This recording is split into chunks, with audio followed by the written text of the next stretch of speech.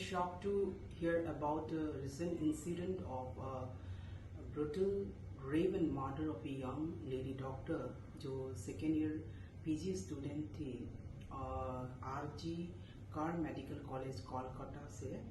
तो मैं इस इंसिडेंट्स को कड़ी शब्दों में निंदा करती हूँ और गुनहगार को जल्द से जल्द सजा मिले एंड विक्टिम को जल्दी जस्टिस मिले।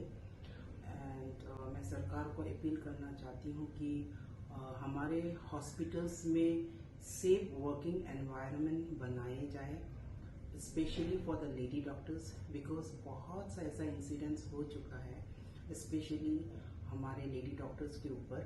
तो मैं बार बार सरकार को अपील करती हूँ कि आप लोग प्लीज़ इसको देखिए।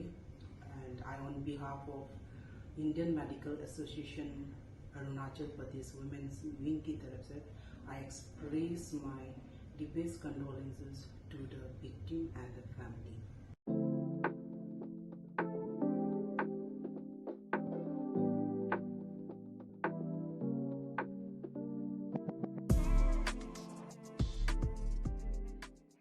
We, the IMA-Arunachal Pradesh and the medical fraternity of the state, is utterly shocked and dismayed to learn about the brutal murder and rape of a postgraduate trainee student at RG Medical College, Kolkata.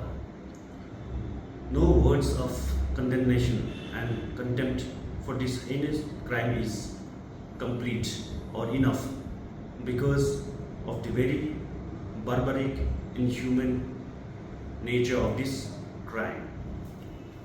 It is really incomprehensible that a crime of this nature can be committed to a doctor on duty in the hospital premises itself. This really shows the total lack of security as well as optimum working conditions for medical personnel and medical staff in many parts of our country. We express our heartfelt condolences to the bereaved family and we expect a swift and speedy, in-depth investigation as well as justice for the victim and her family. This is a wake-up call for all of us, and there are many lessons to be learned from this incident. The Central IMA has met the Union Health Minister and pressed for a very strong central law against violence against doctors and other medical staff all across the country.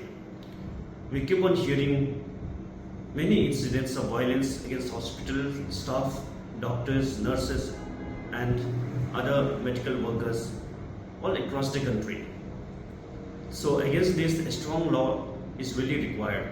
Fortunately, in our state, the state government enacted the Arunachal Pradesh Medical Service Personnel and Medical Service Institutions Protection Act in 2019, which is a strong law to prevent violence against medical institutions and medical staff. But as our state government has prioritized health as a priority area in its policy, we would like to appeal to the state government that apart from enhancing the infrastructure and human resources of the state health institutions, they should also look upon and prioritize the security and working environment of the doctors, nurses and other medical staff in its policy. Because only when there is human working conditions and optimum working conditions and the doctors and the medical staff in their comfort zone, they can deliver their full potential and help their patients in general. We would urge the government to install CCTV cameras in all the important hospitals of our state and also enhance security personnel to protect the staff and doctors on duty so that they can feel secure during their duty hours. Apart from that, optimum conditions like provision of proper restrooms, etc., especially during night shifts which are very long, and lonely for the medical staff in many parts of our state. These are things that need to be looked upon, and we hope that our state government would look into this matter and prioritize security of the medical staff and institutions in its policy as well.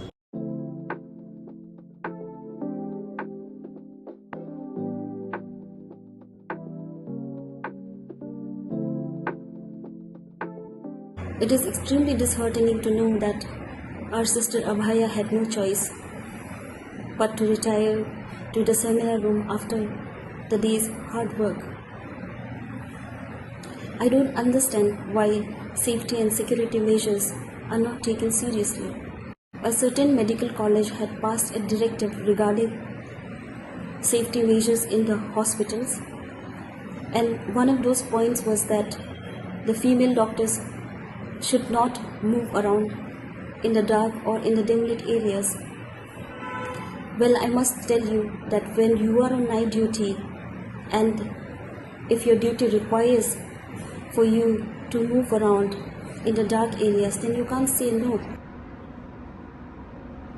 The hideous, horrifying and very terrifying incident is a chilling reminder of the vulnerable conditions that our medical fraternity, especially the young residents and especially the lady doctors who give their sincere duty day in and out. We cannot fathom the condition that our parents and dear and loved ones must be facing at this point in time. The medical fraternity of Arunachal Pradesh would like to demand justice for her, not only a proper investigation into her death, but as well as a proper investigation into the circumstances and conditions that led to such a horrific incident.